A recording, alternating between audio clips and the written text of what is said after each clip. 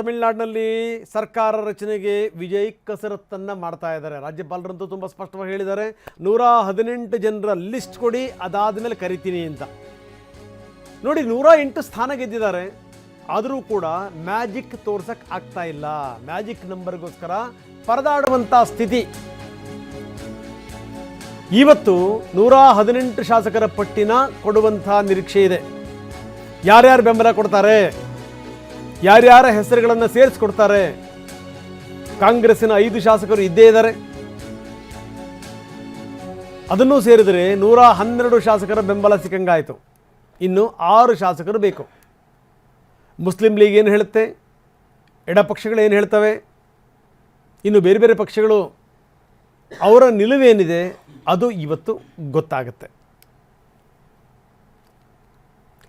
ಏನಾಗಬಹುದು? ಹಾಗಾದರೆ ತಮಿಳುನಾಡಿನಲ್ಲಿ ಬಹುಮತ ಸಾಬೀತು ಆಗುತ್ತಾ? ಹೇಗೆ ಇವರು ಪಟ್ಟಿ ಕೊಡ್ತಾರೆ? CPI, CPIM, VCK ಈ ಎಲ್ಲ ಪಾರ್ಟಿಗಳು ಸಪೋರ್ಟ್ ಮಾಡ್ತಾವ? ಇನ್ನು ಕೋರ್ಟ್ ಮೊರೆ ಹೋಗಲಿಕ್ಕೂ ಕೂಡ ನಿರ್ಧರಿಸಲಾಗಿದೆ ಅನ್ನುವಂಥ ಮಾತುಗಳಿದೆ. ಇವತ್ತು CPI ಮತ್ತು CPIM ಎರಡೆರಡು ಸ್ಥಾನಗಳನ್ನು ಹೊಂದಿರುವಂಥ 2 ಪಕ್ಷಗಳು, ಒಂದು CPI, ಇನ್ನೊಂದು CPIM. ಇವರಿವತ್ತು ಸಭೆ ಸೇರ್ತಾರೆ, ತೀರ್ಮಾನಿಸ್ತಾರೆ, ಒಂದು ನಿರ್ಧಾರಕ್ಕೆ ಬರ್ತಾರೆ. ಇನ್ನು DMK, AIADMK ಹೊರಗಡೆಯಿಂದ ಎಲ್ಲವನ್ನು ಕೂಡ ನೋಡ್ತಾ ಇವೆ. ಇಂದು CPI ರಾಜ್ಯ ಕಾರ್ಯಕಾರಿ ಸಮಿತಿ ಸಭೆ ಆಗುತ್ತೆ. ಸಭೆಯಲ್ಲಿ ಒಂದು ನಿರ್ಧಾರಕ್ಕೆ ಬರಲಾಗುತ್ತೆ.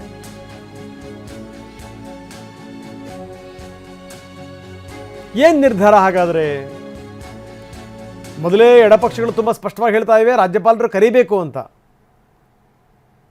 ರಾಜ್ಯಪಾಲರು ಅವಕಾಶ ಕೊಡಬೇಕು ವಿಜಯ್ಗೆ ಅಂತ. ಇವತ್ತು ಇನ್ನೇನೊಂದು ಅರ್ಧ ಗಂಟೆ ಶುರುವಾಗುತ್ತೆ ಸಭೆ.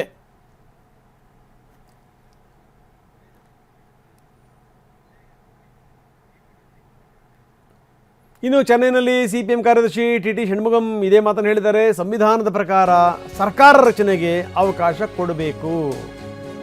ಈ ಹಿಂದೆಂದೂ ಕೂಡ ನಾವು ಈ ರೀತಿ ಒಂದು ವ್ಯವಸ್ಥೆಯನ್ನು ನೋಡಲಿಲ್ಲ, ಪರಿಸ್ಥಿತಿನ ಕಾಣಲಿಲ್ಲ. ನಾವು ಪಕ್ಷದ ಮುಖಂಡರು ಸಭೆ ಮಾಡ್ತೀವಿ, ಒಂದು ತೀರ್ಮಾನಕ್ಕೆ ಬರ್ತೀವಿ,